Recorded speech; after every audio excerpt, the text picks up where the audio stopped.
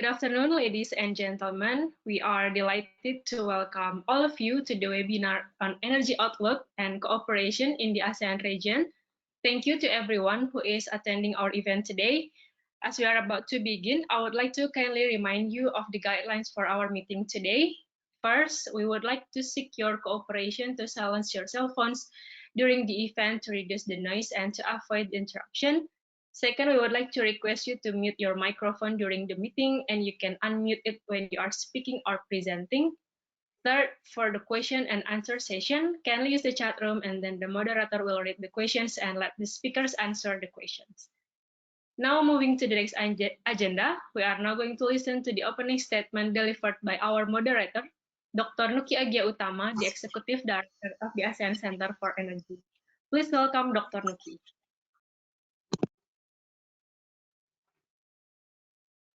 Yes, thank you very much, Nela, for the introduction.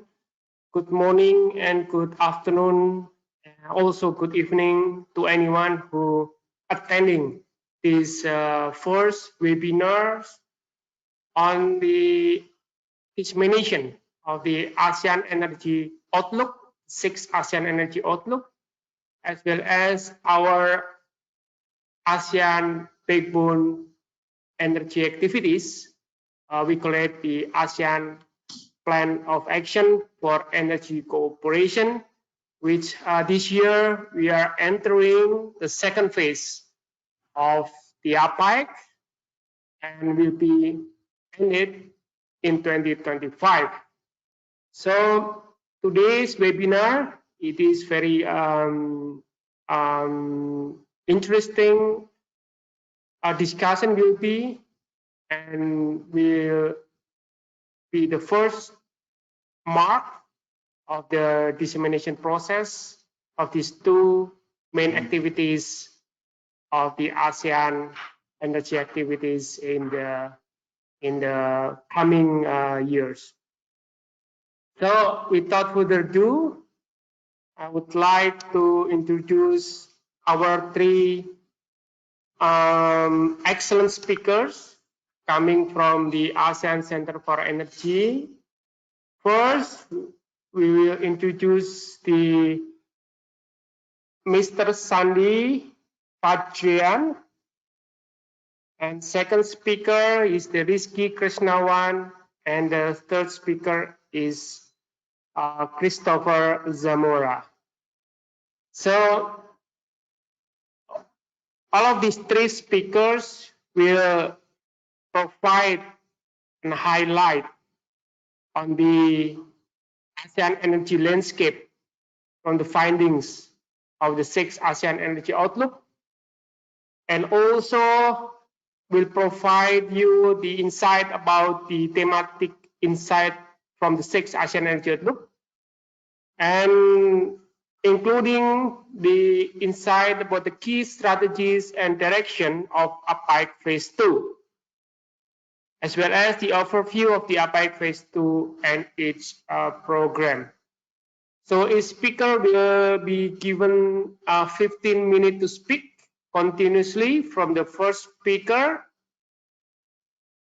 Sandi Fajrian, and then continued by Rizky Krishnawan, and last but not least, Mr. Christopher Zamora. And after that, we can open for a discussion. Everyone who willing to raise their hand, just raise your hand. Or perhaps you can type your question and our Master of Ceremony, Ms. Nela, will read it for us, and the speakers will respond accordingly. So once again, thank you very much. I would like to give the floor to Mr. Sandi Fajrian. But before he starts to speak, Sandi is a technical officer currently working with ACE, particularly on the Modeling, Policy and Planning Department. And he is also a member of the ASEAN German Energy Program Project, responsible for the development of the 6th ASEAN Energy Outlook as an energy modeler.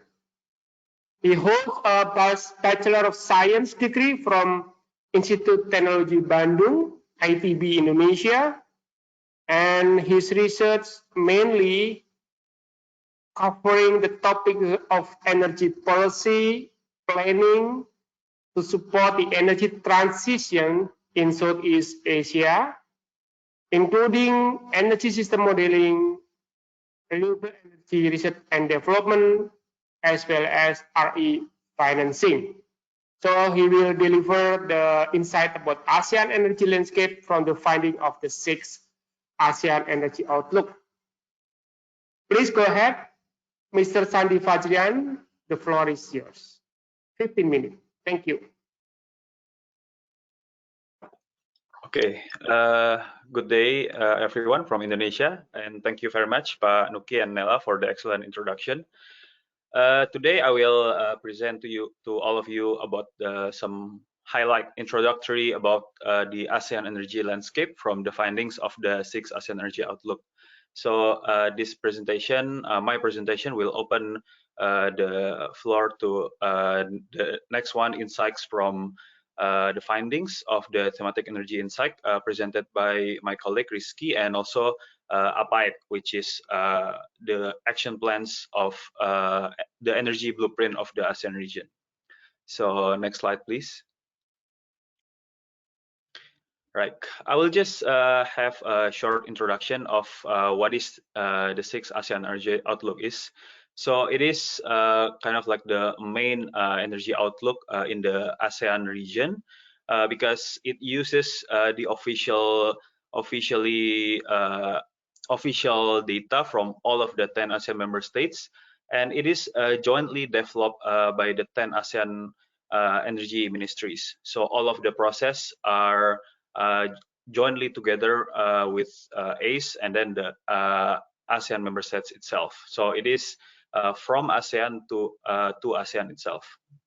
So the content of the report itself, in which the report you can download, and I think it is already put in the chat for the link of the download. But basically, there are four main parts inside the report itself. First is the background, which contains all the background information of the ASEAN energy landscape itself, which I will be presenting today. And then what is the challenge, collaboration, and the role of this outlook for the ASEAN energy sector. So here we discuss about the economic and demographic growth, energy security, accessibility, affordability, and sustainability challenges of ASEAN. And then what is the role of APAEC to address those said challenges? And then how the AEO support the creation of pathways to achieve the regional targets and aspirations. And also, last but not least, we also discuss about what is the impact of COVID-19 on the energy sector, and also GDP impact caused by the pandemic that we all know and familiar with. And then moving on from the background, so now we know how is the condition of the energy landscape of the region, what is the challenges that it needs to tackle. We did the projection, the medium term and then the long term projection, what will happen in the energy system itself. So here we provide the philosophy behind each of the AO6 scenarios, which are each of them are based on different sets of national and regional targets and policies. So our modeling produced like what is the implications of the effect of what if those countries do not do anything regarding the energy policies, and what if it do that said policies, and what if it goes beyond that each of their national policies and fulfill the regional targets. And for your information, the regional targets are 23% RE share and 30% reduction of energy intensity to 2025. But that is the old target because now we scale up the target into 32% reduction for EI. And then in this outlook, we also have some thematic energy insights which will be presented later by my colleague Rizky. And then, of course, the last part, we have some recommendation and implications moving forward for the ASEAN member states. Next, please. Right. As mentioned before, there are several scenarios, each with different narrative here. Our main scenarios are the three from the left, which are baseline scenario, MS target scenario, and APEC target scenario. We also do SDG 7 scenario, which is contains the global level commitments in which we try to fulfill the stated official targets from the SDG. So the different narratives from each of these scenario are here. As you can see, baseline scenario is basically what if the ASEAN member states continue on their current trajectory without fulfilling any of their stated policies, aside from the power development plan of power installed for the power capacity, which is already ongoing.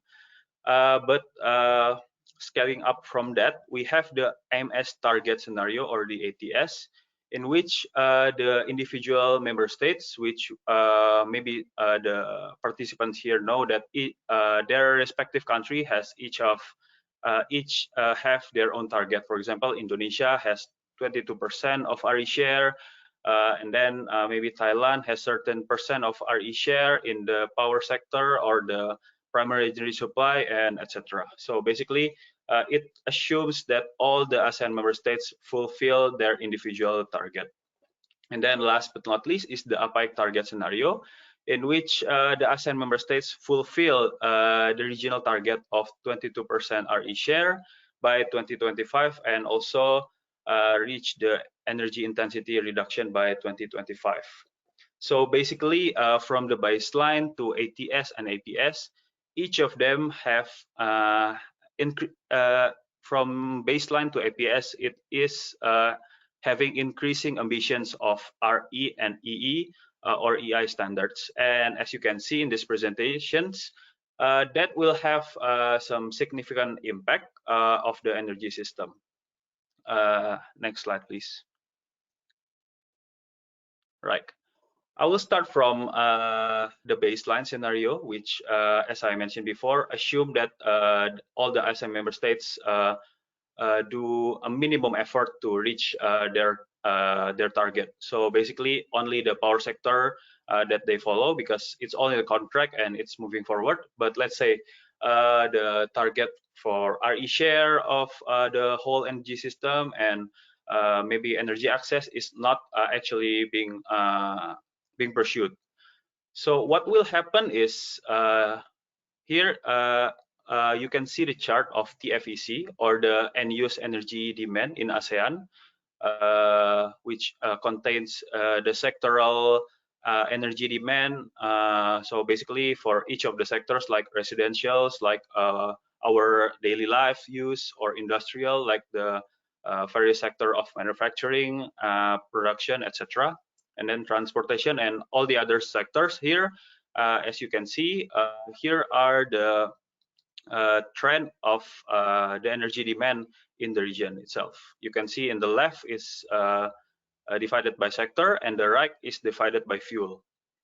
In the baseline scenario, we assume it's not that we assume, we project that economically and demographically, ASEAN will have continued strong growth despite the COVID-19, which happened and probably will continue to wreak havoc and reduce the economic activity and energy use at least until 2021. But we still project that in the medium term and long term, the energy use in the region will continue. Here in the left chart, we project that in 2040, the energy end use, or TFEC, will be increased around like 2.5 times from 2017 level, which is the latest available year for the data. And then it is led by industrial sector and transportation sectors, which lead the growth, as you can see in the yellow and the blue colors, because we expect that with the growth of its economy, ASEAN will be increasingly industrialized, and also with the increasing economic GDP per capita and increasing wealth of its population, and with the growth of the numbers of the population, transportation usage and ownership of vehicles will be increased. So those two are the sectors that we feel will be the key driver of the end use of energy.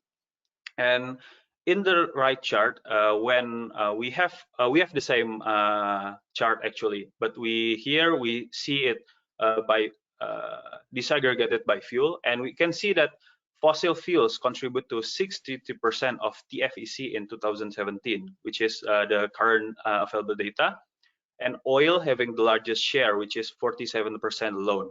And this is projected also to continue until 2014 in the baseline scenario, where ASEAN member states did minimum effort to achieve any of the energy targets.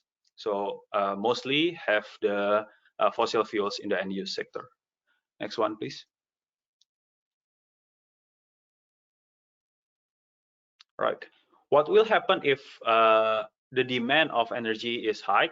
Of course, the supply of energy that is needed will also be increased, which is by 2.5% also.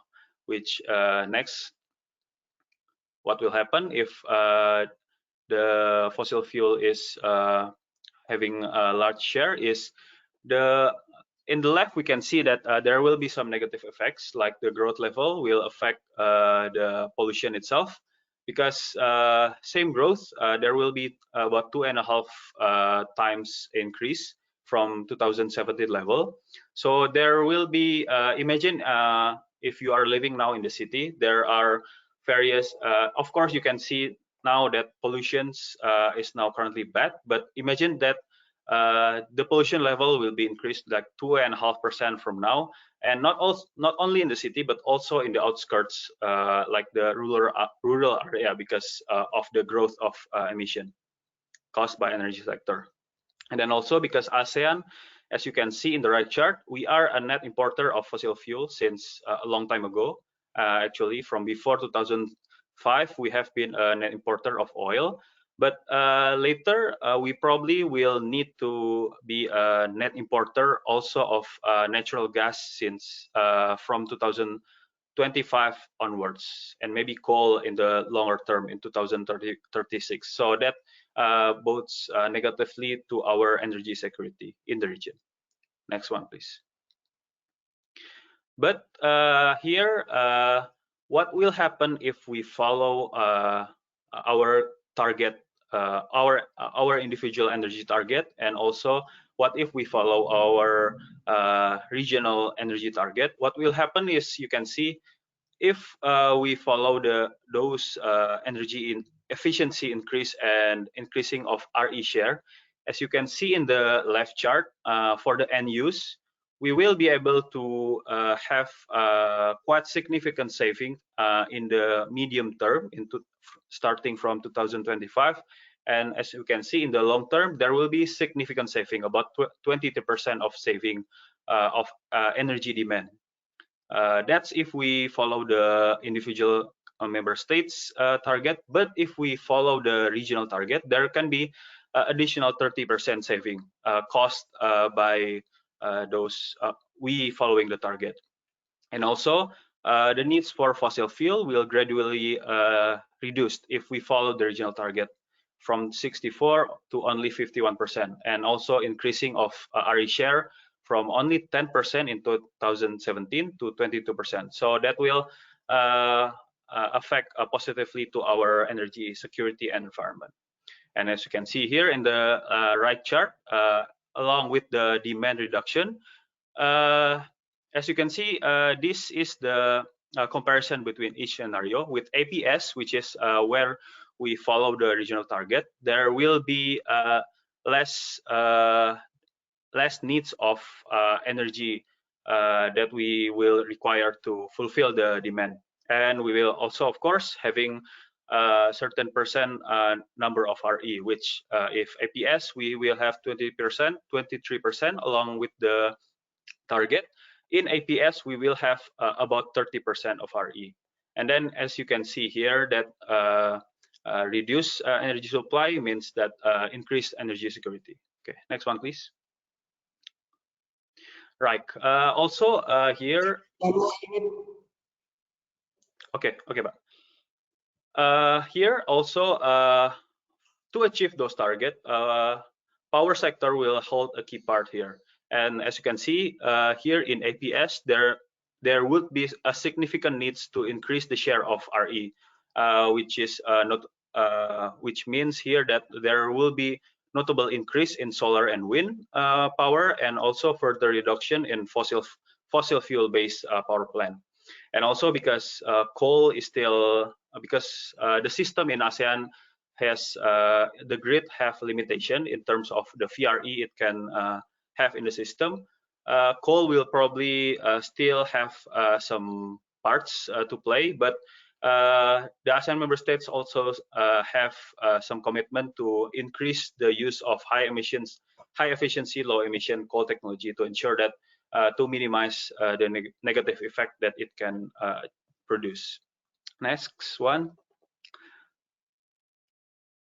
Right, and this is just a short one that basically following the most ambitious pathways under the ATS and APS will abate the greenhouse gas emission. And as you can see here in the right chart, power sector, transportation, and industrial will play a key part to achieve those abatement.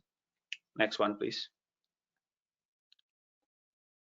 Right. Also, the social cost, which is the externalities caused by the energy use, because here we project that if we continue with the baseline trajectory, baseline scenario, we will actually have a high social cost in the future, reaching USD 1.5 billion by 2040, which is actually here social cost means like some debts or some negative environment impact caused by the emission of the polluting fossil fuel. And also the implementation of EE measures and RE will reduce them by 33% in ATS and SDG, and further by 51% of APS in 2040. Next one, please. Right. And as mentioned before, there will be several positive effects following the APS scenario, but there will be also major investment, like in power sector. As mentioned before, there will be significant investment needed because as compared here, there will be around 600 billion in the baseline scenario, for around 500 in the ATS and 500 billion in the APS. A large share of investment goes to renewable energy because currently probably it's comparatively more expensive, but along the way it will be gradually decrease. But also aside from investment, there will be some positive effects like the job creations created by RE, which we project will produce around 200,000 in 2025 of the APEC target. And with stronger policies, it can be even bigger. Right. Next one. Like this is just the takeaways, simple takeaways from my presentation. So basically, as mentioned before, pursuing the targets of RE and E will require significant efforts and investment. But long-term investment, it will actually be more beneficial for the region. And meanwhile, the ASEAN member states, based on our modeling, can accelerate the transition to cleaner and more sustainable energy through targeted policies for key energy consuming sectors, which will be explained in detail by my colleague Rizky in the next presentation. And moving forward, the regional collaboration and international cooperation under APIC will play a key role in the region, which the details will be explained later by Mr. Christopher in the last presentation. Okay, I think that concludes my presentation. Thank you very much. Yes, thank you very much, Sandy Fajian, for the nice updates coming from the ASEAN Energy Outlook. For the next speaker, for the audience, please keep your question. But if you have it right now, you can write it down or type it down into the message, and later on, the master ceremony will take note on that. So, next speaker is Rizky Krishnawan. He is a technical officer of the Modeling, Policy and Planning MPP department at the ASEAN Center for Energy, and he is also a member of ASEP project and responsible for the development of the 6th ASEAN Energy Outlook as the energy modelers and contributors for the several policy briefs, Energy Insight and Climate Insight, including the technical report in ACE. He holds Master Engineering degrees from University of Gadjah Mada, Indonesia. He works as a project engineer in oil and gas contractor, previously in East Kalimantan. And his strong interest is in energy sector, especially in research and analysis, and also the research activities in ACE, including energy modeling, energy policy, energy planning, and supporting climate change mitigation from the energy sectors in the region. He will talk about the thematic insight from the 6th ASEAN Energy Outlook. Your time is 15 minutes for the presentation. Please, the time is yours. Mas Rizky Krishna, go ahead. Thank you, Dr. Murthy. Good afternoon, everyone. Thank you for having me in here. Today, I will present about the thematic energy insights from our 6th ASEAN Energy Outlook that previously already presented the landscape of the ASEAN Energy Outlook by my colleague Sandy Fajian.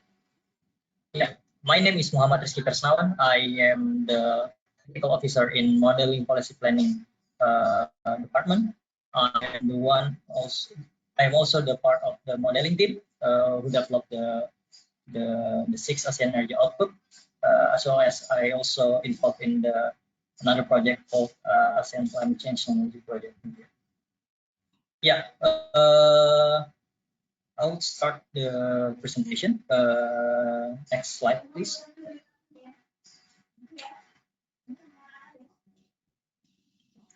Next slide, please.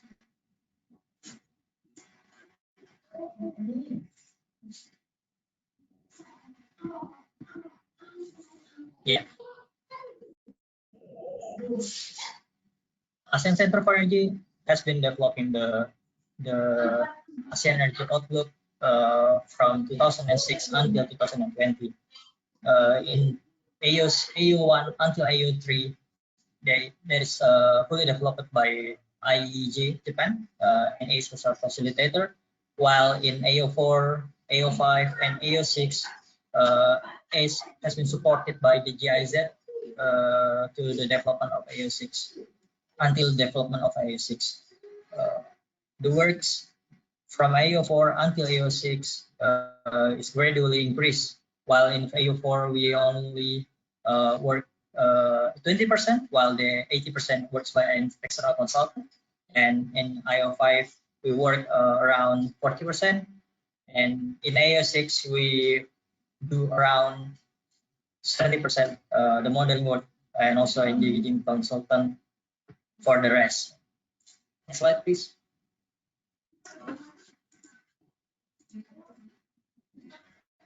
This presentation delves deeper into energy issues and policy challenges of particular importance to the ASEAN region to be aligned with the APIC Phase 2 energy transition and resilient and also sustainability. This presentation broadens the perspective by examining how other countries and regions are addressing these issues and how ASEAN might learn from the practice and its trajectory from the other countries. There are 5 topics that are explored in these thematic insights. The first one is ASEAN Power Grid. The second one is the role of fossil fuel in the energy transition. The third one is the efficient air conditioning. And then the next one is greening the transportation sector. And the last one is clean cooking cookstoves. Next slide, please.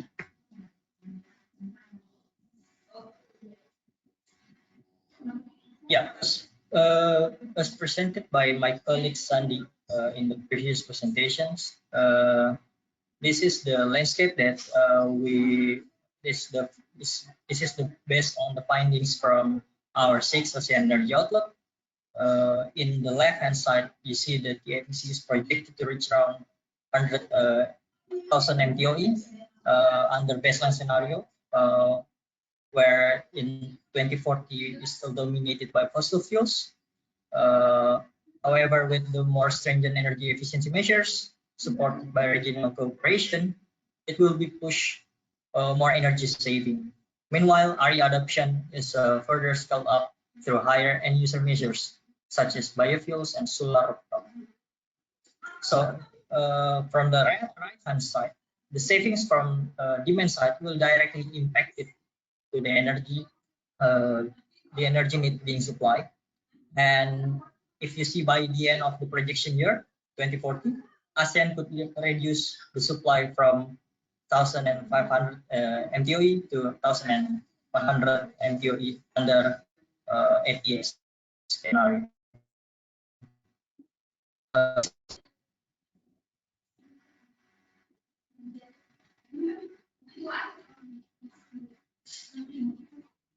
Yeah, as I mentioned before, there are 5 thematic insights. The first one is ASEAN Power Grid. As the one of 7 program areas under APEC since 1999, APG is meant to facilitate electricity trading among member states through strategic interconnection and enhance the integration of their power system. At the present, most electricity trade within the APG occurs through bilateral agreements. However, since 2018, there has been a small demonstration of multilateral power trading between LTMS, OPDR, Thailand, Malaysia, and Singapore through Power Integration Project.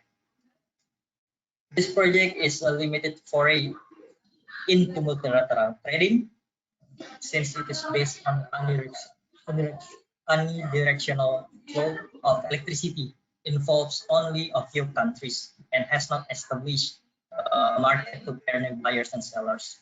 Looking beyond these activities, a key steps towards exploiting a full potential of APG is to develop the market mechanism, maybe to support the wider multilateral power trading mechanism. It can be expanded to increase the economic impacts to buyers and sellers in the geographical diversifications. Next slide, please. The second one is the role of fossil fuel in energy transition.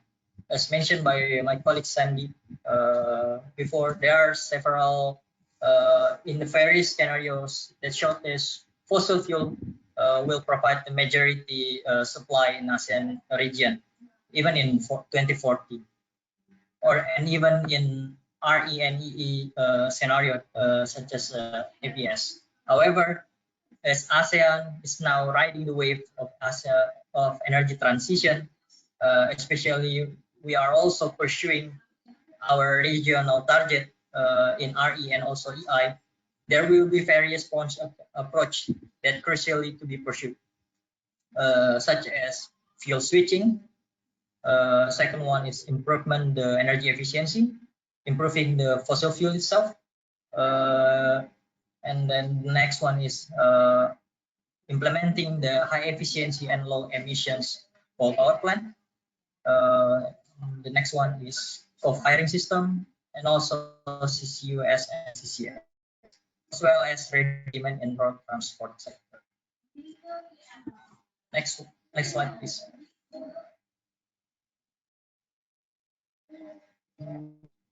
In the AO6 scenario, next slide, please. Yes, in the AO6 scenarios, the expected increase of household in AC ownership is assumed to be directly linked into the rising incomes. The shares of household owning AC was modeled using a linear relationship with income growth expressed as a GDP per capita. As depicted in the figure, by 2040, about 42% of ASEAN households are projected to have access to AC, which is 2 times more than 2017. Myanmar, Indonesia, and Cambodia are expected to have the most dramatic increase, around fivefold between 2017 until 2040. Addressing this future space cooling is clearly important for ASEAN, especially in the member states that most exposed by extreme heat.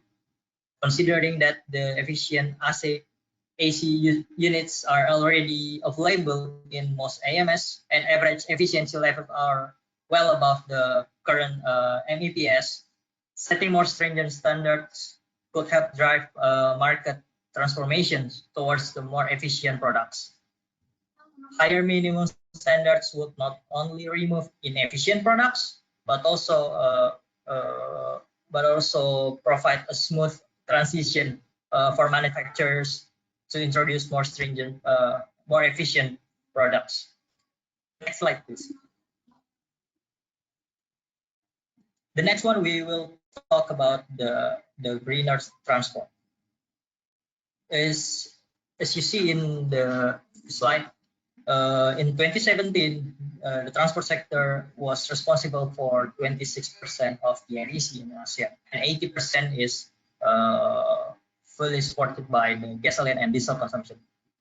It was also responsible for the 23% of region's GHG emissions in that year, in 2017. So all this has made reducing oil consumption in the sector priority in the member state. Adoption electric vehicle is seen as a viable option to reduce oil import dependency, improve energy security, and address the challenges associated with fossil fuel vehicles, including GHG emission, local air pollution, and noise pollution. The second one, ASEAN also pursuing the biofuels, since we have a lot of potentials in biofuels. As there is an increase of the biodiesel blending ratio, the right policy incentives and also technical modification can be made to allow higher biofuel use. However, the preferred feedstock for these fuels may evolve over time. As the use of biofuels will be expanded over decades, ASEAN may wish to explore a broad range of feedstocks and processing technologies. Maybe we are stepping into the second generation also, or maybe the third generation of biofuels. Next slide, please.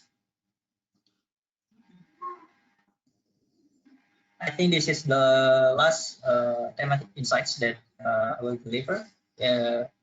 As you see in the presentations, that in 2017, about 60 million households in mostly low-income rural households in ASEAN is to cook with traditional biomass. They are least likely to have access to modern stove and fossil and fuels.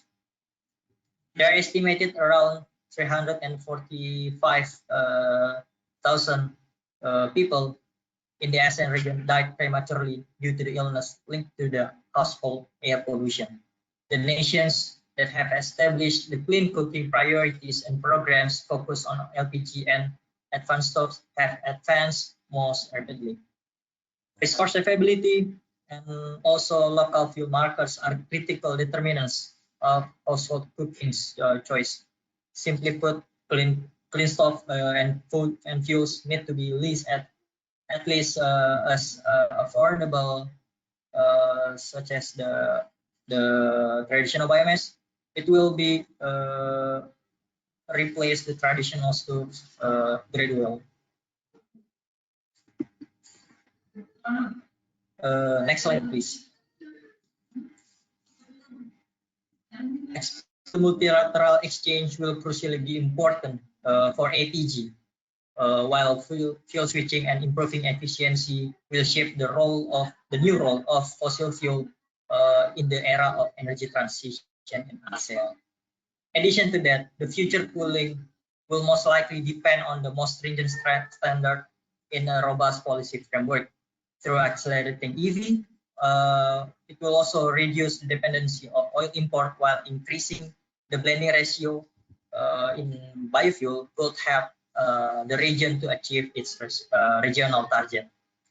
Lastly, it is also needed to expand the access of clean cooking in ASEAN with providing various options of cooking fuel.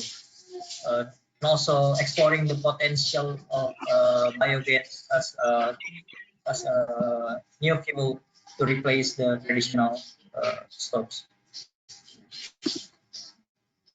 I think that's all my presentation for today. Back to the moderator, Dr. Nuki. Thank you. Yes, perfect. Thank you very much, Rizky Krishnawan. You really right on time, 15 minutes. Very interesting indeed, your presentation. Later on, I hope that plenty question will aiming to your slides. For the next presentation, I would like to invite Mr. Christopher Zamora. He is a senior manager of the APAIC department, and he graduated from the University of Philippines with a bachelor degree of science in education and master degree in economics.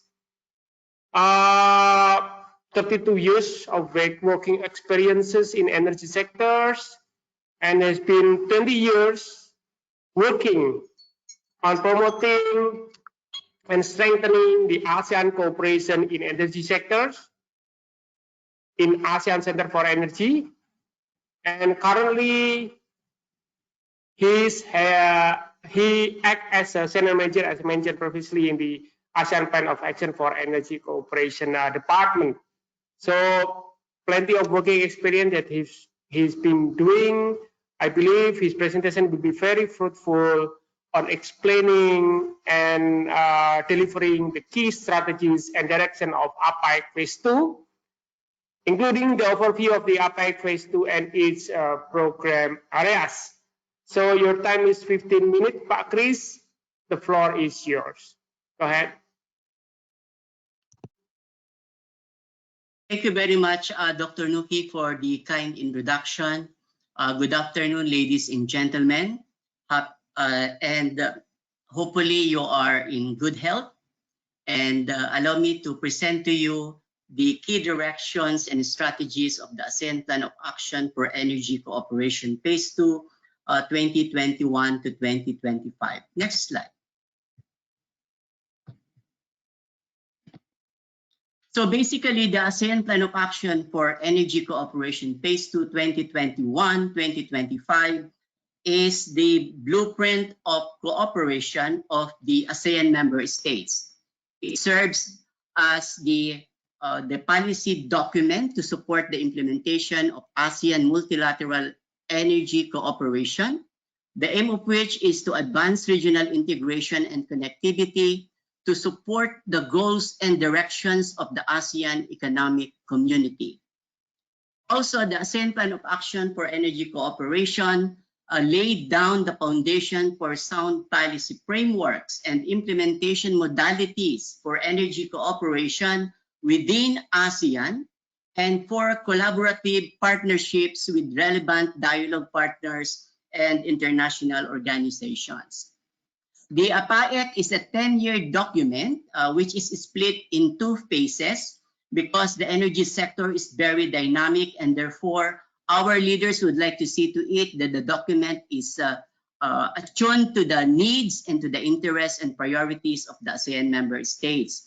Therefore, the phase 1 was actually endorsed in 2015 in Malaysia by the 33rd ASEAN Ministers of Energy meeting. And the second phase of implementation of the APAEC was endorsed by the 38th ASEAN Ministers of Energy meeting in November 2020. Please take note that in the past, the ASEAN Plan of Action for Energy Cooperation was a 5-year cycle of energy cooperation. Next slide. Basically, the theme of the APAEC Phase 2 is to enhance energy connectivity and market integration in ASEAN. And the key end game of the cooperation is to achieve energy security. Second, to enhance accessibility. Third, to ensure affordability. And fourth, to enhance and accelerate the sustainability for all. And the ASEAN Plan of Action for Energy Cooperation is prepared very systematically and strategically. And the document was actually entrusted in the hands of the APAEC Drafting Committee, which was chaired by the Energy Market Authority of Singapore. And also in the APAEC Phase 2, the sub-theme of this collaboration or cooperation of the ASEAN member states and also engagement with DPs and IOs is to accelerate energy transition and to strengthen energy resilience through greater innovation and cooperation. And what is good in the APAEC Phase 2 document is that the APAEC Drafting Committee was able to inject the global perspectives that are shaping or would shape the energy landscape of ASEAN in the next 5 years from 2021 to 2025. These global energy trends include the complementarities of the ASEAN Economic Community Blueprint with that of the UN Sustainable Development Goals, the UN Sustainable Agenda 2030. So you would see a lot of sustainability issues being injected in that document of the APAEC. Because sustainability is the very heart and strategy of ASEAN growth. The second global perspective is the injection of the fourth global industrial revolution, of which the very heart of this industrial revolution is digitalization. And we would like to see to it that digitalization is properly introduced in the energy sector. The third perspective is about energy transition. So you would see a lot of activities to depart from fossil fuel to cleaner energy fuels, including more deployment of renewable energy, more activities and engagement on energy efficiency and conservation, and enhancing regional energy policy and planning so that our think tank policymakers would be able to craft the agenda of the energy cooperation properly from 2021 to 2025. And of course, economic growth is something that is also injected in the preparation of the APAEC document. As you may be aware of, ASEAN is one of the fastest growing economic regions in the world, posting an average growth of 5% per year before the era of the pandemic.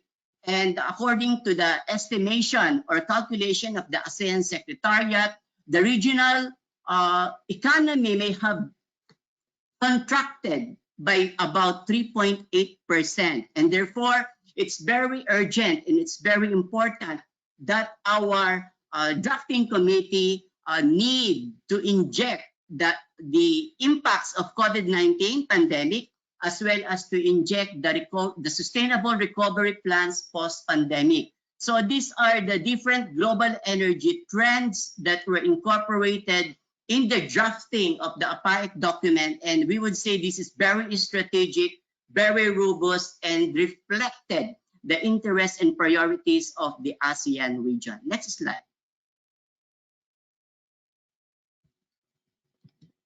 The key strategies of the APAEC Phase 2 2021 to 2025, you can see them on the screen. So I will not deep dive on each of the key strategies because this will also be touched upon in the next slide presentations. Next slide, please. So what you can see now is the overview of the APAIC Phase 2 2021 to 2025. We are keeping the 7 program areas, namely the ASEAN Power Grid, the Trans-Asean Gas Pipeline, Coal and Clean Coal Technology, Energy Efficiency and Conservation, Renewable Energy, Regional Energy Policy Planning, and Civilian Nuclear Energy. In the APAIC Phase 2, there is a total of 32 outcome-based strategies. In APAIC Phase 1, there was only 27 ODS. In the current document, we have 100 action plans. From the previous document, only 77 action plans. In terms of the annual milestones, we have 346 activities that will be implemented, spread from 2021 to 2025. But in the first phase of the APAIC implementation, it was very similar to that level. And you can see the direction and priorities of the AMS based on the annual milestones. For example, the renewable energy, there's 61 annual milestones to be implemented. ASEAN Power Grid 62, and of course, energy efficiency and conservation 55. Next slide. Allow me to present to you the program area number 1, which is the ASEAN Power Grid. This program is actually entrusted in the hands of the heads of the ASEAN Power Utilities and Authorities, or HAPUA. That is the specialized energy body that handles the implementation of the APG. And the secretariat is PLN, or that is the State Electricity Company of Indonesia. The ASEAN Power Grid is actually in progress with 8 bilateral electricity interconnections operational out of the 16 projects.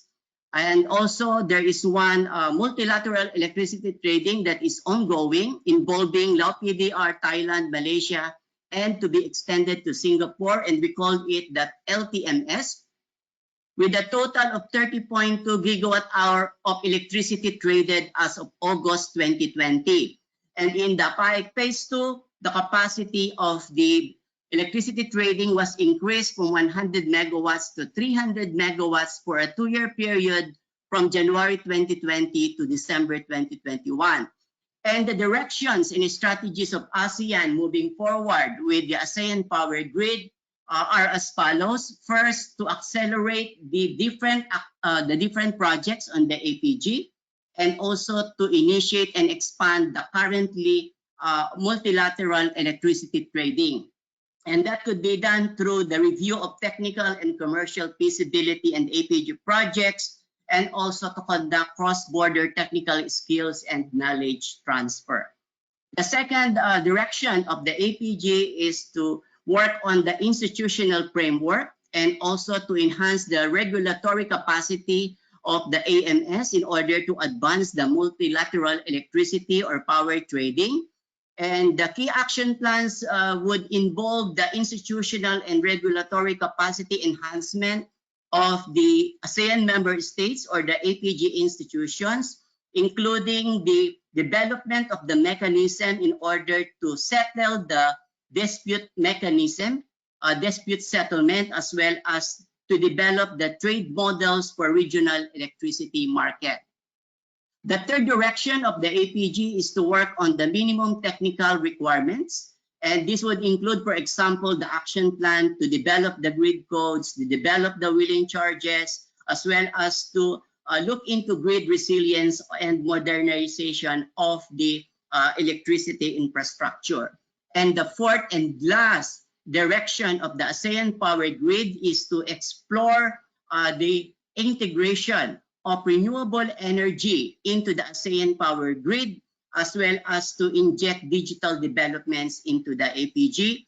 And the key action plans would include, for example, to look into RE investment, to look into other flexible resources and emerging technologies, and of course, to also look into smart grid and cyber security. This is very important. And policies also for advancing multilateral power trading in the ASEAN region. Next slide. This is program area number 2, the Trans-Asean Gas Pipeline, the specialized energy body that is handling the implementation of the TAGP is the ASEAN Council on Petroleum, or ASCO, and the secretary in charge is Petro Vietnam. And the chairmanship or the coordinatorship or secretariatship is rolled or is in a rolling capacity, say every 5 years. And currently, with the TAGP, 6 ASEAN member states are interconnected through the development of 13 gas pipelines with a total length of 3,631 kilometers, as well as the development of 9 LNG regasification terminals with combined capacity of 38.75 MTPA. And in the next 5 years, the TAGP would look into the following strategies and directions. First, to enhance gas and LNG connectivity through pipeline and RGT. And the target and the action plan would include the development of at least 1 new LNG regasification terminal and or cross-border gas pipeline by 2025, as well as to look into development of the consolidated information, which is the technical database for ASEAN gas infrastructure. The second direction and strategy is to enhance gas and LNG, this time accessibility via the pipeline and regasification terminal. And ASEAN would look into the small-scale LNG and LNG bunkering. And of course, we'll also strengthen regional cooperation to promote technology and knowledge transfer among the ASEAN member states to improve commercial and infrastructure readiness. This is very important if we are really to look into accessibility and connectivity into the Trans-Asean Gas Pipeline.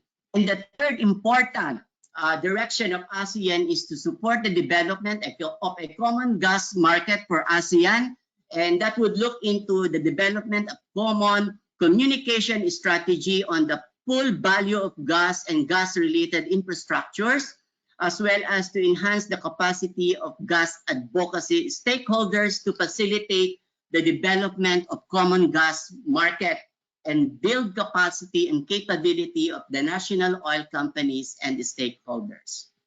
Next slide. The third program area under the APAEC is the coal and clean coal technology.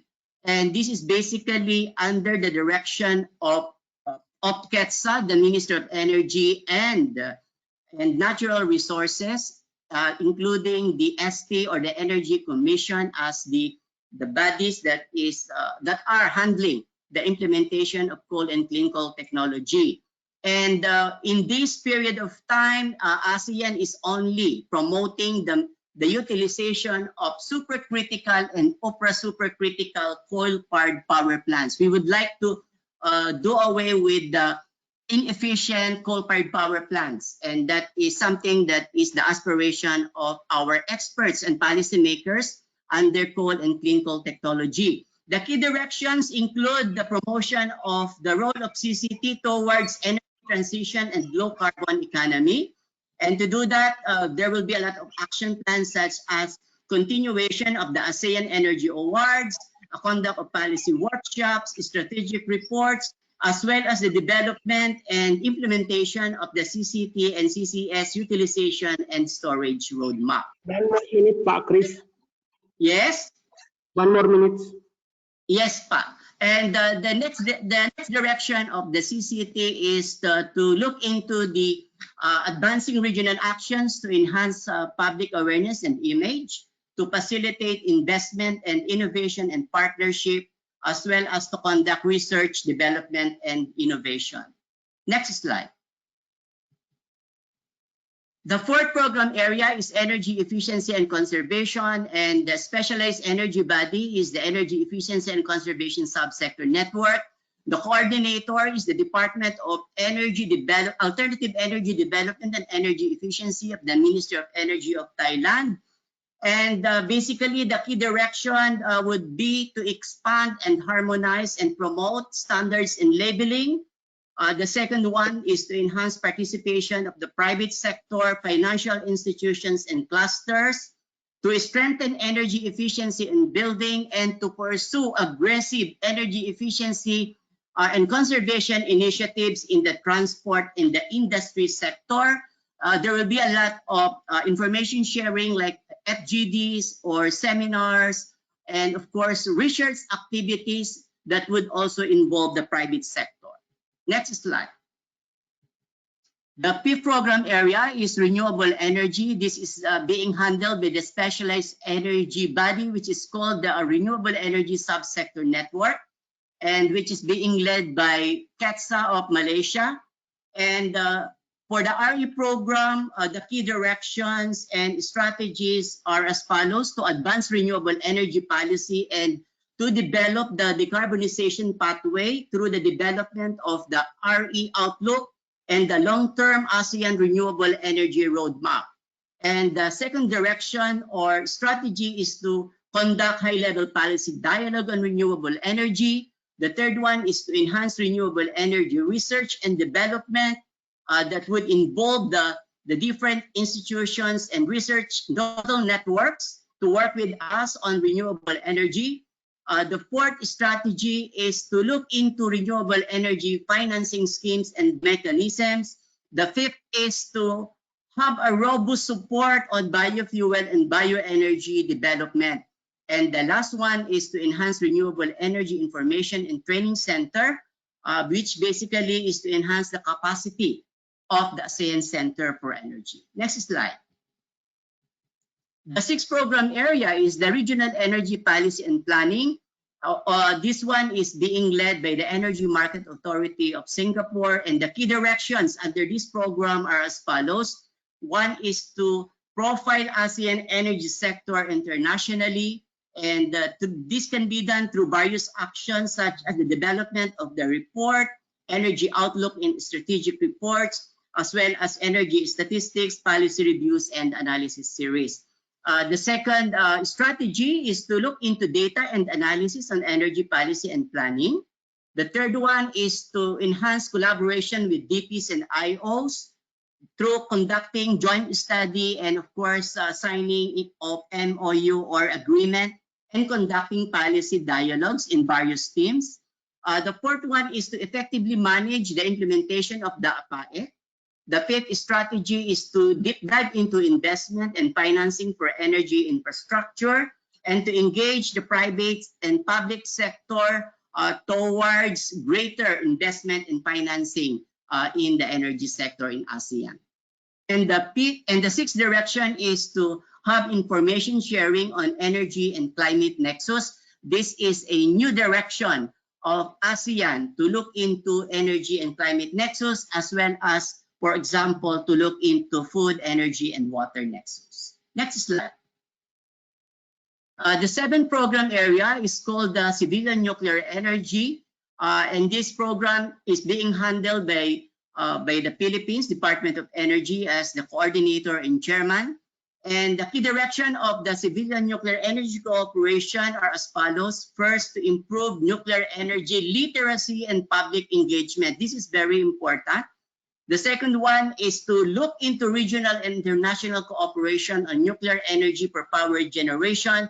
And we are developing multi-year collaboration with different nuclear energy institutions like the IAEA, the World Nuclear Agency, and so on. The third strategy is to build human capabilities on nuclear legal and regulatory frameworks for power generation. And the fourth strategy and direction under the program is to enhance human resource capabilities on nuclear science and technology for power generation. Next slide. So those are the directions of the 7 program areas. Allow me to end with some of the positive feedbacks and some good reviews about the APAEC document. The 38 ASEAN Ministers of Energy meeting pledged to continue to accelerate the energy transition of ASEAN towards sustainable energy future. And of course, the ASEAN Plan of Action for Energy Cooperation Phase 2 highlighted the contribution of the energy sector in terms of achieving the overall direction of the ASEAN Economic Community, in terms of its response to cross-sectoral imperatives for economic recovery and sustainable development, as well as the expectations of sustainability, climate response, and resilience, including the rapid urbanization, demographic growth, and digitalization, and other emerging issues that were injected into the development and preparation of the APAEC document. Next slide. And also our Vice Minister from the 38 ASEAN Ministers of Energy meeting made a very good review about the APAEC. He said that the APAEC Phase 2 lays out the key strategies to shape regional energy landscape by addressing energy challenges and seizing opportunities in building up responsive and cohesive energy pathways for ASEAN.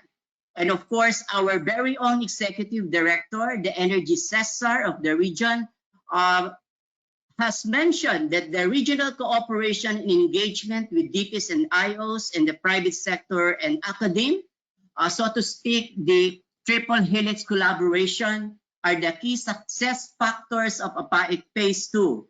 And the Executive Director also mentioned that in particular, in attracting investment in the energy sector in the coming 5 years, and is expected to enhance greater participation of the private sector and research institutions. With that, I would like to end my presentation on the key directions of the ASEAN Plan of Action for Energy Cooperation, Phase 2, 2021-2025. Thank you very much. Back to you, Dr. Lupi. Yes, perfect. Thank you very much, Mr. Christopher Zamora. I would like to invite all of the speakers to turn on your video camera. Very interesting presentation indeed from three of you, and we have a lot of questions lining up, coming from more than 100 attendees. So I will give or deliver the question coming from the attendees to each speakers for the first round, and then later on the speakers can answer one by one. So the first question goes to Mr. Sandi Fajrian, coming from Danang Yogisworo. He's asking, what model and approach did you use to plan and model in the energy planning?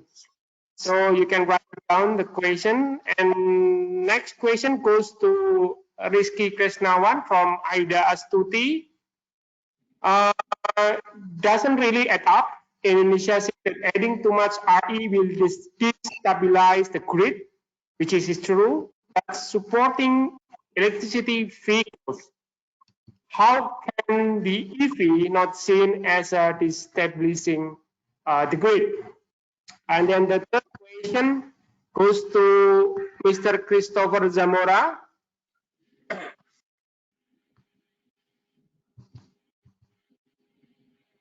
Wait a second. How global energy demand and supply direction influencing the APAEC program areas, and whether the direction is at the same pathways. And all ASEAN have their own energy agenda. If it is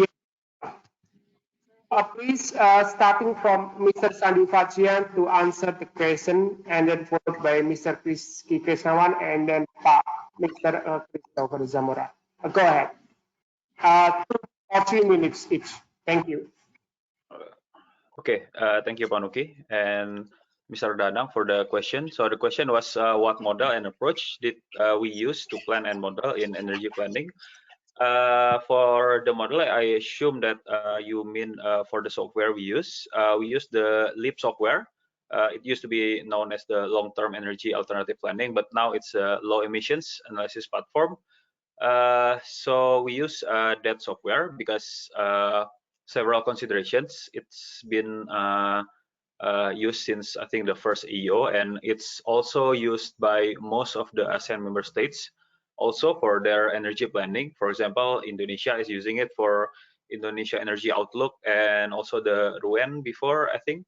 So it kind of align with all the ASEAN member states knowledge. So we can just go around and discuss the model directly with them without having too much difference on model knowledge.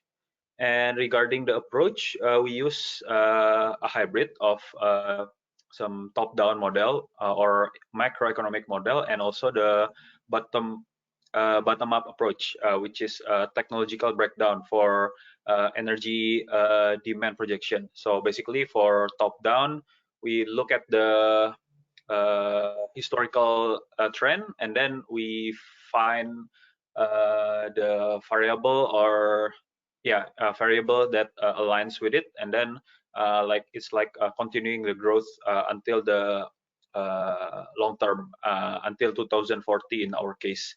But for the bottom up approach, we kind of divide it. For example, for transportation, we can know what is the share of electric vehicle, what is the share of diesel vehicle, and also gasoline vehicle, as well as the types, for example, like trucks, private vehicle, buses, etc. So it's kind of like giving us the view of the exact policies, like for example, what if we increase the numbers of EV on the road? What if we increase the number of hybrid vehicle on the road, and also increase efficiency vehicle on the road? So that's kind of the effect on that.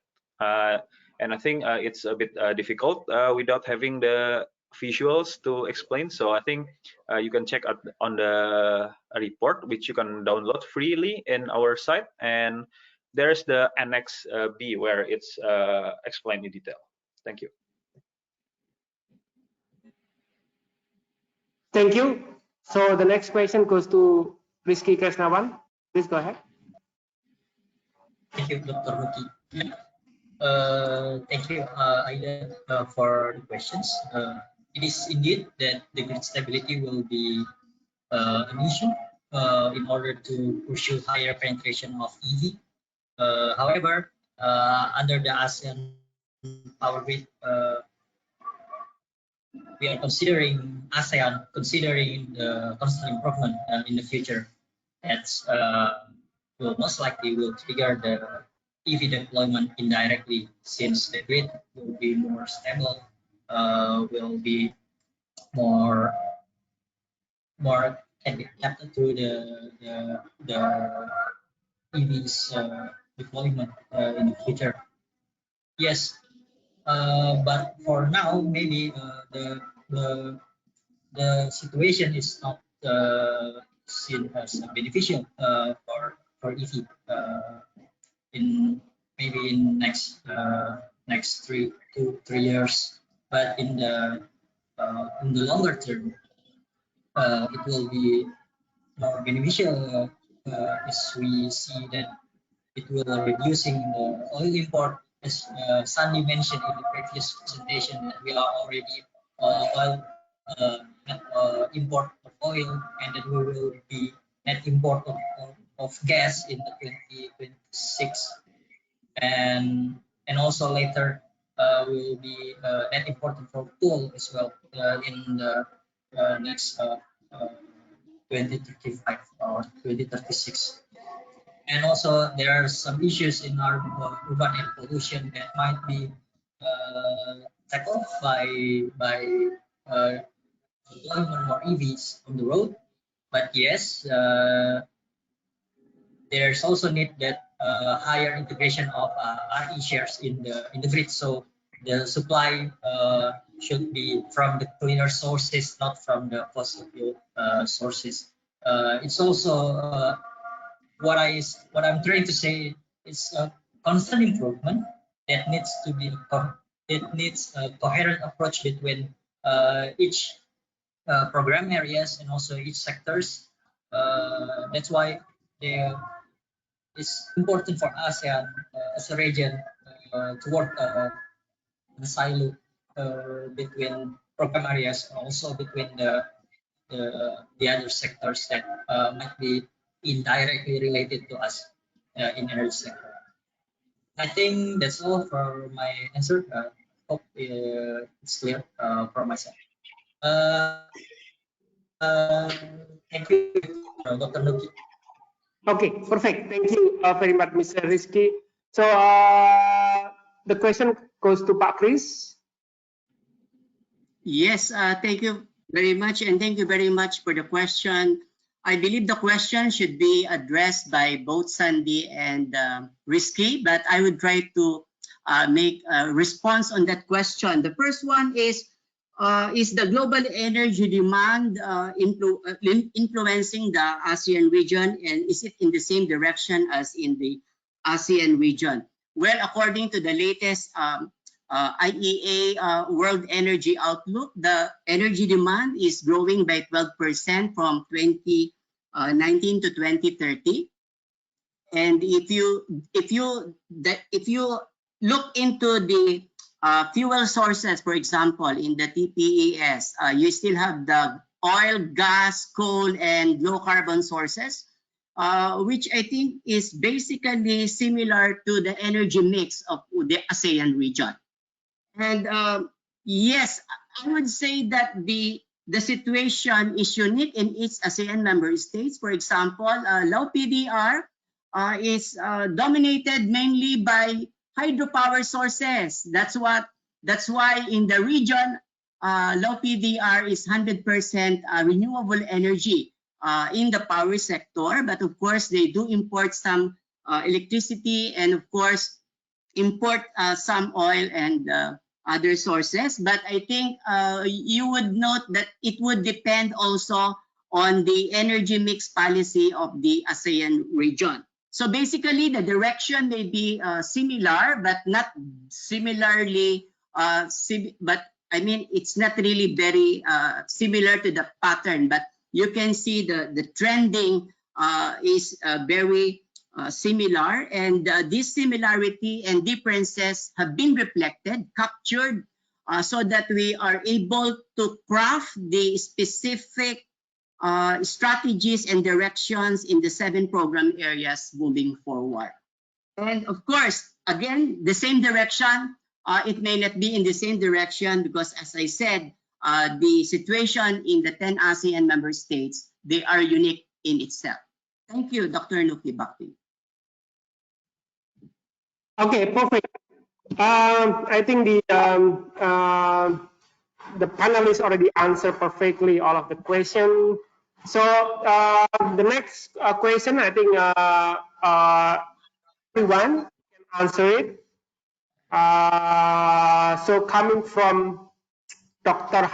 Handa, she's asking which countries have established energy cooperation with ACE, particularly contribute to the achievement of SDG 7.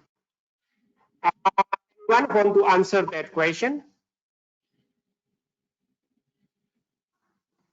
Maybe Rizky. Yes, thank you, Dr. Nuki. Yeah, there are in ASEAN member states is we are developing the another scenario aside of the 3 scenarios that we are presented today. It's called SDG 7. In SDG 7, we have the global target that we need to pursue. That's why this is being consulted to the country, and also there are some assumptions, there are some data needed for this scenario called SDG scenario. We are consulted with country, and country said that this will be another story that ASEAN can look at. As I mentioned in my presentations, one of them is the cleaner cookstoves that might be the findings. It can save more people from the premature death due to indoor air pollutions, and also it will reduce there are some issues in air pollution that caused by the traditional cookstove from biomass. That's why I think it's crucial for all 10 member states to pursue this SDGs target. Thank you, Dr. Nuki. Thank you. Sandy, Fatrian, you want to add something?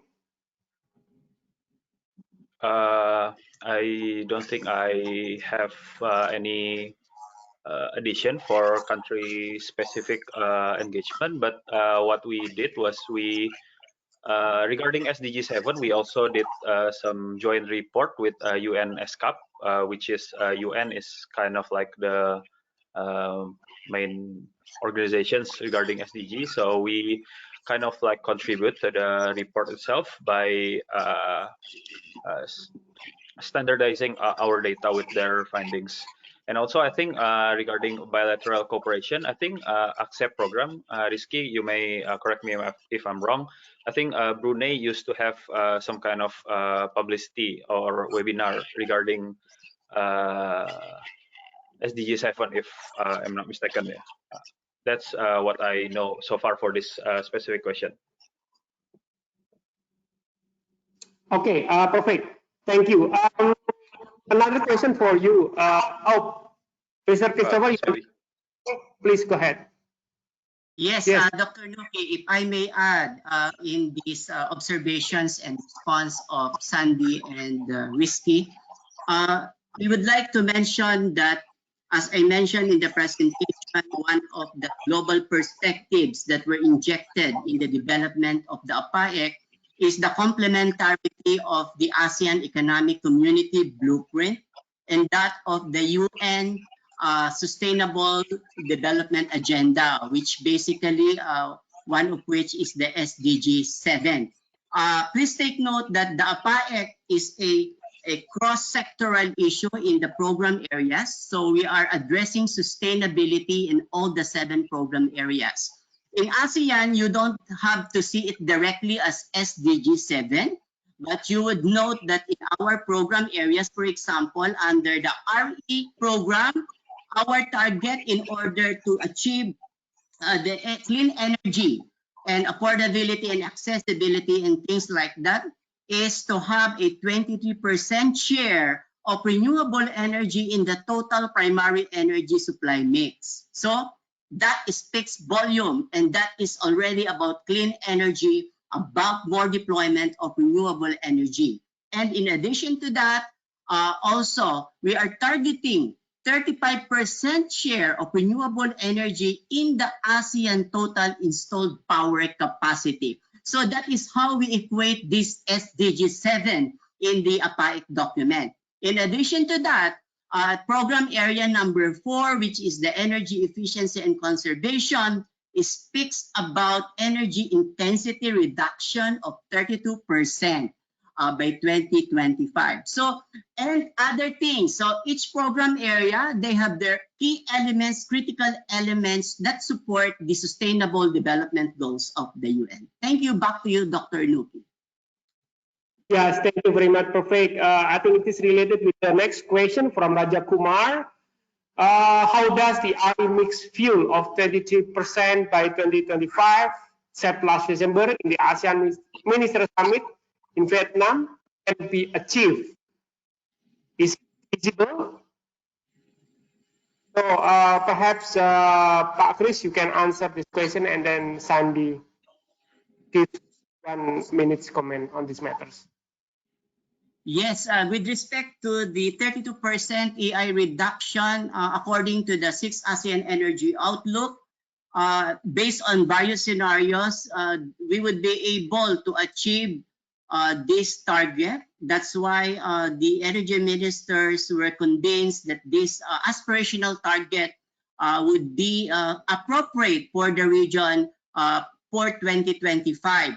But I think the details sits with the MPP, and I think the person who is more in a position to provide the breakdown and the details would be Rizky or Sandy. Please. Okay. Thank you, Pak Chris, for the very confident answer, of course, and then that's very great. For EI, yes, ASEAN is mostly on target since several years ago for EI reduction, but it needs to continue having those reduction moving forward to 2025. For us, there are several things that can be done to increase to continue the reduction of energy efficiency. There are about four groups which needs to be reduced its energy intensity. First is the residential sector. There are various ways that energy intensity can be reduced. First is the cooking, because in ASEAN there are still several member states that has a significant amount of traditional biomass used in household, which is very inefficient. Let's compare that if you use woods or charcoal for cooking and replace them with LPG and further using electricity, that will greatly reduce the energy intensity. And then also because moving forward, wealth is increasing. Probably household will have such appliances like refrigeration and air conditioning, and maybe more lamps, lighting. There needs to be some kind of standards set to have energy efficient appliances in the market for the retails.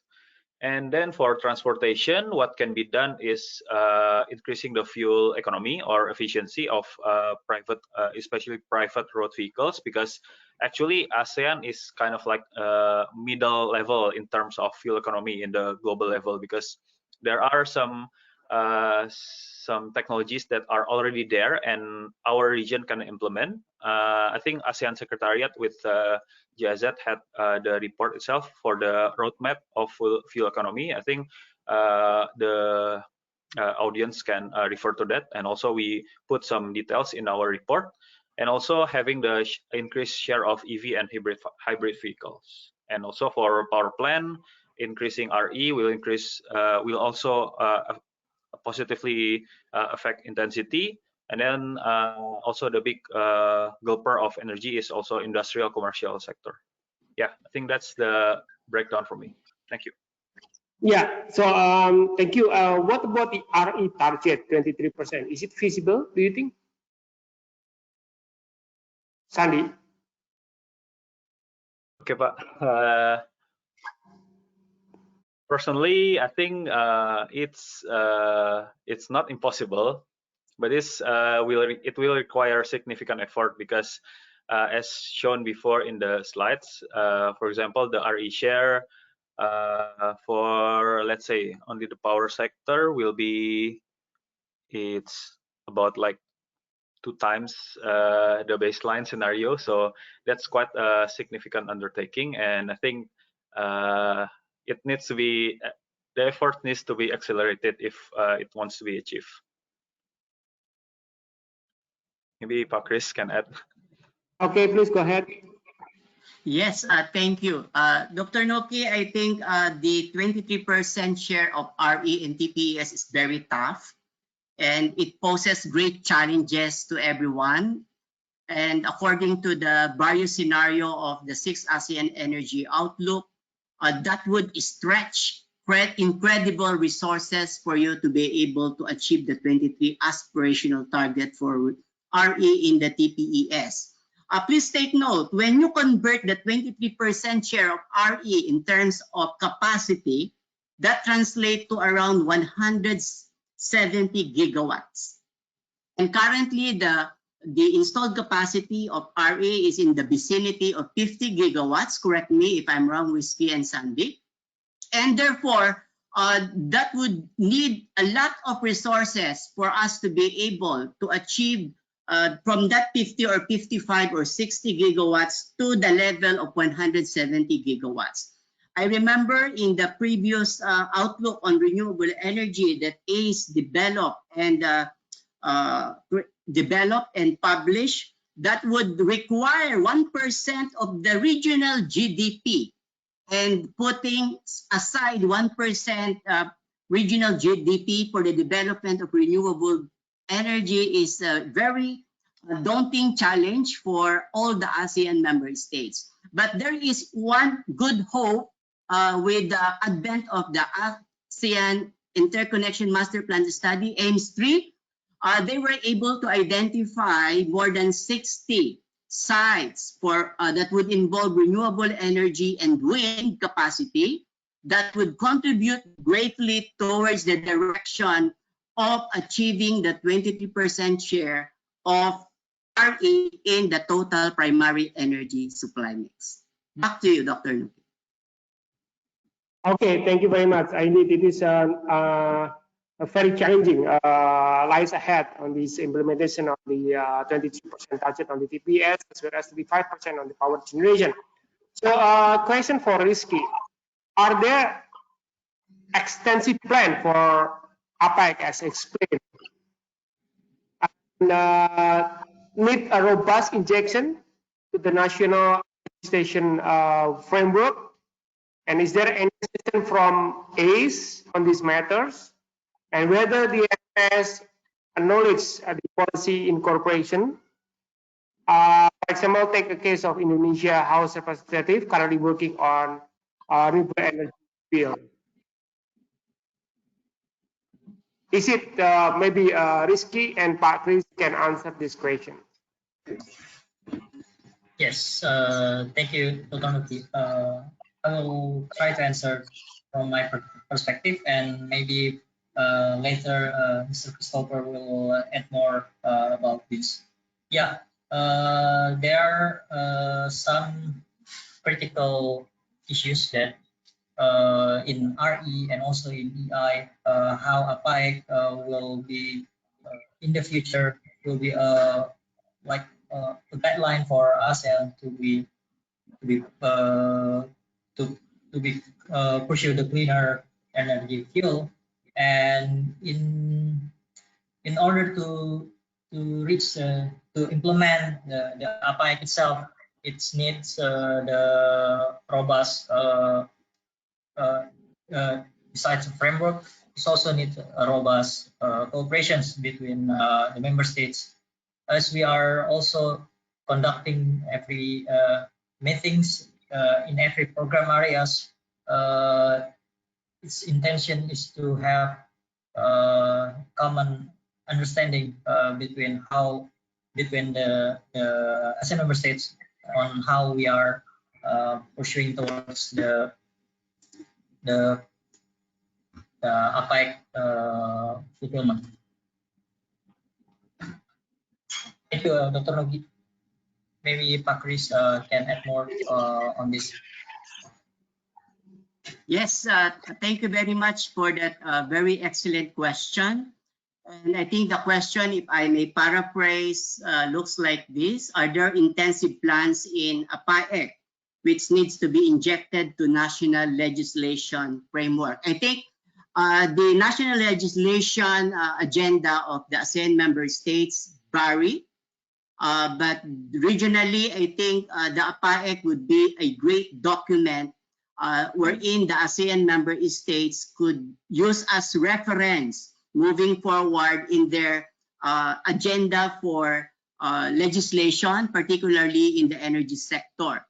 Please take note, there are countries already that has, for example, law on energy efficiency and conservation. For example, Thailand, Singapore, Vietnam, they have already energy efficiency and conservation law. The others are just regulations, but they are being part of the overall regulatory and legal framework of the energy sector. But on renewable energy, if I'm not mistaken, there is only one country which has a specific law on renewable energy, and that is the Philippines. And with the advent of the energy transition, the complementarity, for example, of the ASEAN Economic Community with that of the UN Agenda on Sustainability, and of course, the key issues that we have at hand to address energy security energy access, affordability, and sustainability, these are actually legal. These are important key points that need to be injected in the national legislation framework that each member state would like to look into. And to mention a few, one of the key strategies of ACE is to have a deep dive focus group discussion with the ASEAN member states. We will do this a series of FGD in order to integrate the key elements of the regional APAEC to the national energy plans, because it is our aspiration that we are talking about APAEC regionally. These are reflected in the national energy plans of the individual member states. And I think also, please take note, we have one grouping in ASEAN which is called the ASEAN Energy Regulatory Network, or the AERN, and they are looking all the angles, the possible angles where they can collaborate, they can build partnerships in order to address the key issues in the energy sector. Back to you, Kano. Yes, thank you very much. Next question is related with these financial issues, the RE. A question coming from Hafid Yadiansa and Junianto. Maybe anyone who can answer this question. For RE financing, who are the target stakeholders to accelerate the RE share in ASEAN? And also, as we know, the financial scheme for investment on RE it is very hard. How the ASEAN government and also NGO to open the access and providing more investment come to the country. For example, we see also providing some examples such as landfill gas to city garbage and carbon from the power plant. So anyone can answer that question? Feel free. Maybe from what I know, for is it RE financing, right? Maybe from our inputs from several interviews or a discussion with the member states, I think there, of course, all the stakeholders are important in the project financing, but somehow the sectors that is being underlined specifically is the lenders, banking, because it holds a very important part of the financing itself as the lender, of course, where the money of the project comes from, because the more share of lending in the funding means that the project is typically safer. But what's the problem currently is because the banking sector in ASEAN typically has still is mostly unfamiliar with the risk and projects in the region, because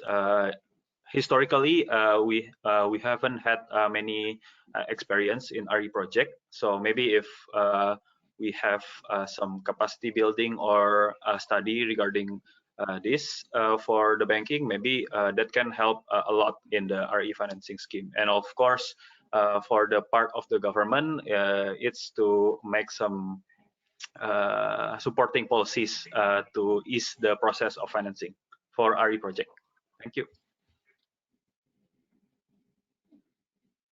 Thank you. Anyone want to add this up? Can I add, Panuki? Please go ahead. Yes, again, that is a very brilliant question. And please take note that in the APAEC, the current document, financing is a cross-sectoral issue, and all the program areas deep dive look into how financing would be able to translate the current policies and practices into deployment of projects, whether it's APG, TAGP, energy efficiency and conservation, or renewable energy. And of course, in the APAEC program area number 6, which is the regional energy policy and planning, so to speak, that is the regional think tank of the region.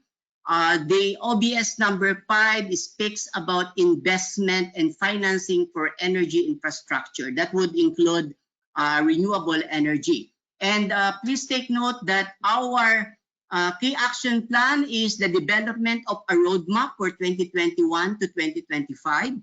So that would cover all the questions that you have asked. Who are the stakeholders?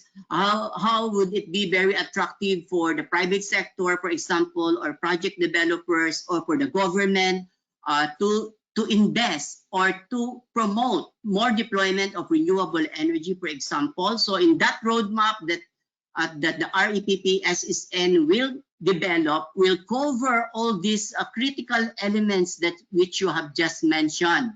And on top of that, our action plan also in the coming years would be to develop series of workshops, FGD, to enhance the capacity of the private sector, research institution, the banking sector, government sector, on how to evaluate the financial sustainability of RE projects. Not only that, how to establish the economic and financial feasibility of RE projects. And that is how we could measure or gauge the attractiveness of RE investment. And that is how we should be able to respond with the different policies and practices that we have in the ASEAN member states. And of course, part of that OBS is the strong engagement between the public and the private sectors. And of course, we would like to add and to promote that in ASEAN, we have developed recently, 2 years ago, a platform which is called the Cleaner Energy for Energy in ASEAN Initiative, which is called CEPIA. It is a platform where you can see the public and the private sector, including the financing sector, sitting together, developing projects in order to address the critical elements and aspirations and target of the ASEAN Plan of Action for Energy Cooperation. Thank you very much. Back to you, Dr. Nuki. Yes, great. Perfect. Thank you for the answer. I think we have remaining questions coming from Wutipong. Maybe Sandy can answer. What kind of factors influencing the increases of energy demand from 2025 to 2040 on your model? Okay. Thank you for the question. I actually have just answered it on the chat. So basically, it's a combination of demographic growth because, of course, more people. It's been stable in ASEAN region. It's been slowing down compared to the historical trend. But it's still like 1% growth each year. And of course, like Indonesia, Philippines have lots of people. It will affect, of course, the energy demand because more people needs more energy. And also, the member states are getting richer by the year. And then typically, the increase of wealth equals more energy used per capita. It's like, of course, I think you can imagine that. And also, for the sectors itself, for energy demand that we project to be the highest is because it's the industrial and transportation sector. Why? Because looking at the current trend, most of the member states are moving to industrialize, and meaning like imagine more factories and more industries. Basically, it will require lots of energies to perform, and also imagine like it needs many transports, logistics, and usually transports in the scale of large scale transport like trucks will require a significant amount of energy compared to road vehicle. But this does not mean that private road vehicle is not significant, because it is. And imagine if we don't improve our public transportation, probably more people will have will own one or more vehicles as they are getting richer. As we can see now, the trend in the especially in the cities. And imagine if more places becoming richer, and then more people will drive by their own, and that will we think increase the demand of energy in the long term. Okay, thank you very much. I think another question for Rizky. In regard with accelerating energy transition, in your opinion, how the IMS will choose the direction and why? I'm sorry, Dr. Noki, the last part of the questions I might be not clear enough. Would you mind to repeat again? Regarding the acceleration of the energy transition, in your point of view or your opinion, how the member state will choose the direction and why? Thank you. Yeah, in my opinion, there are some countries that are already in the transition era. Take a look in Vietnam. They have a solar boom in 2019, and also is to continue in 2020. A part of solar, and they also installed massively the wind.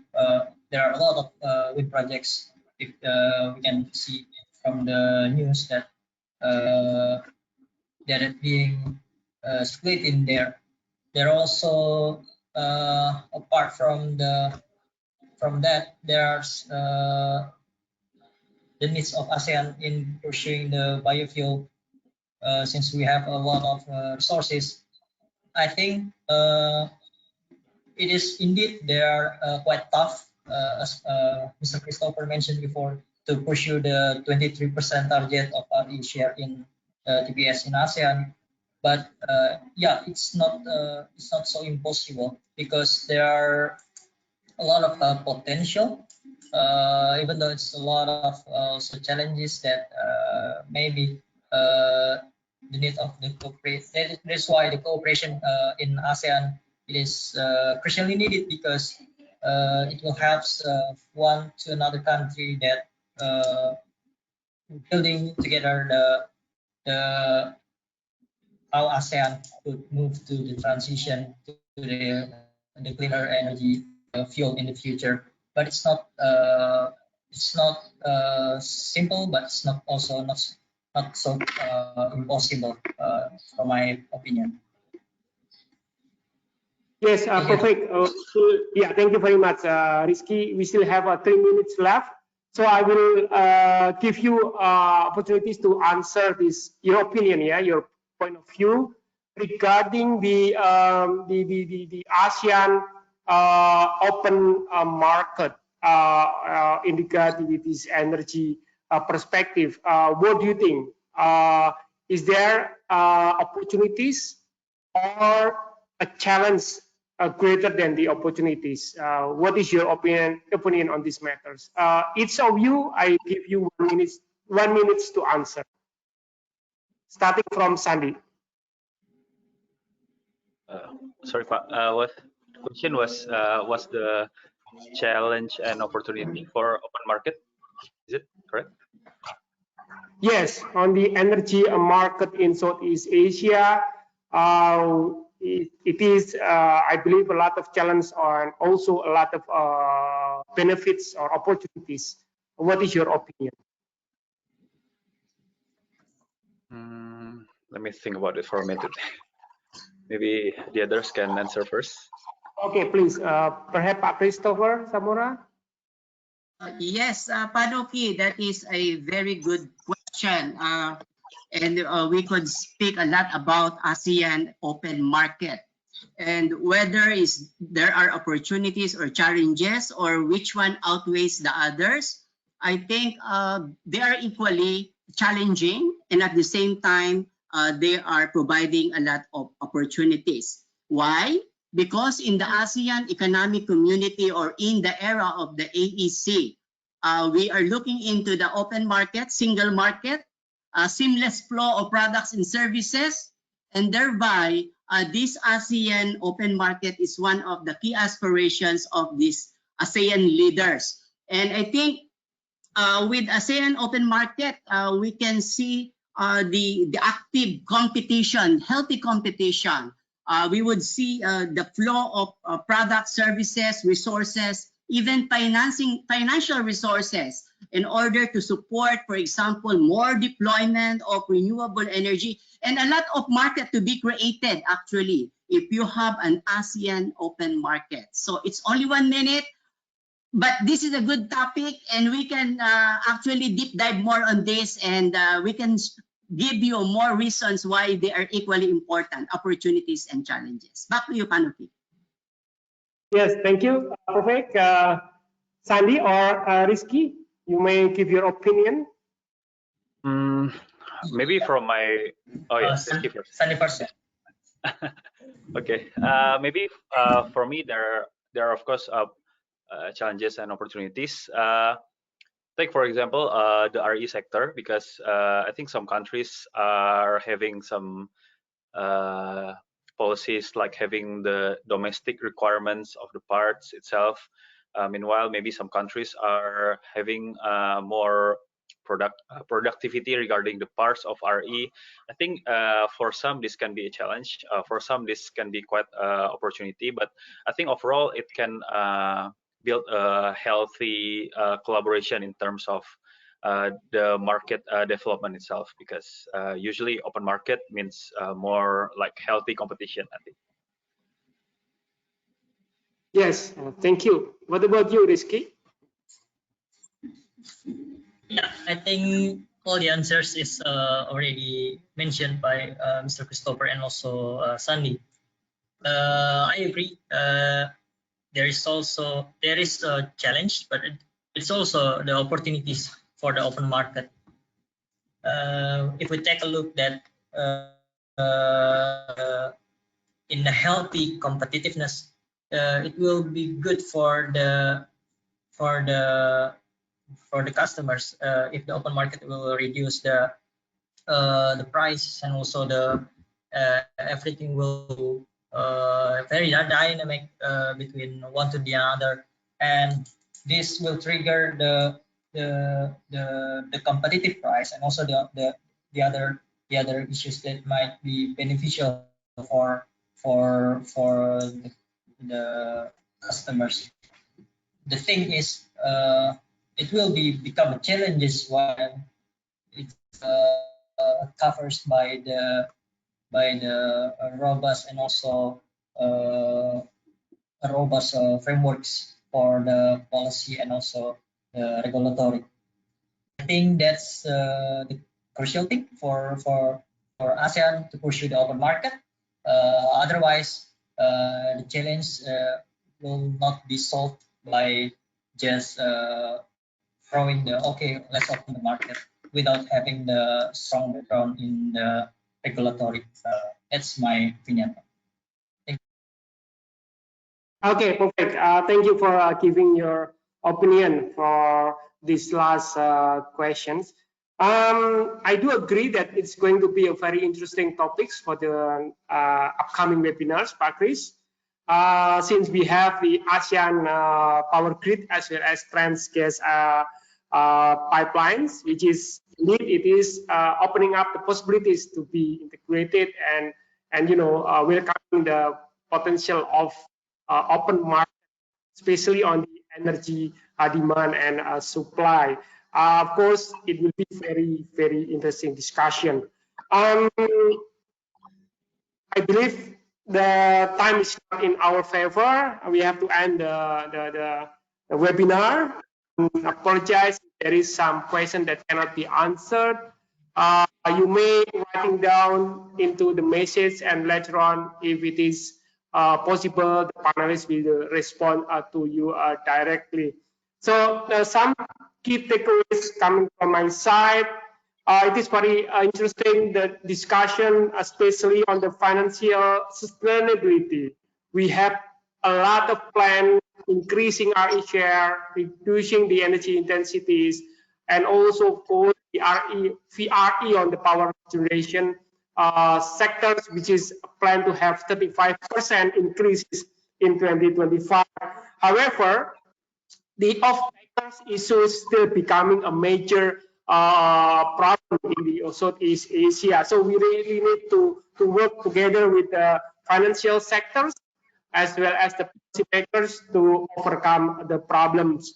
And then I do agree on the panelists mentioning on the capacity buildings on the RE energy efficiency throughout the member states, which is we know that not all the member states having a similar understanding on the technology, similar understanding on the know-how on the RE as well as the energy efficiency. So continuous capacity building is important until at the state that we are at the same understanding. So again, 23% on the TPS, RE on the TPS, and 35% VRE on the power generation. It is plausible, even though a hard way ahead we have to face, but indeed it is plausible. Industrial sectors and transportation sectors is the most influential factors for the future energy demand in ASEAN. I think it is very interesting discussion that we have today. I hope all of the audience enjoying the discussion. And again, thank you very much for coming. Thank you very much for the panelists for the great presentation and great discussion. Mr. Sandi Fadrian, Mr. Muhammad Rizky Krisnawan, as well as Mr. Christopher Zamora for your time. And again, congratulations for this first webinar on the ASEAN Energy Outlook as well as APIC activities. Thank you once again, and back to you, Nela. Thank you very much, Dr. Nuki, for your assistance as an excellent moderator for today's webinar. Before I end this, I would like to invite the moderator, presenters, and presenters still to turn on your camera as we will have a good photo together.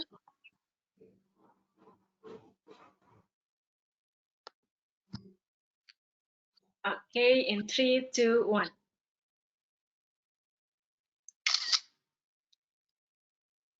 One more time. In 3, 2, 1. Thank you very much. On behalf of the ASEAN Center for Energy, I thank you very much for your cooperation and attention during the meeting today. I hope to see you again soon, and I hope everyone stays safe and take care. Bye-bye.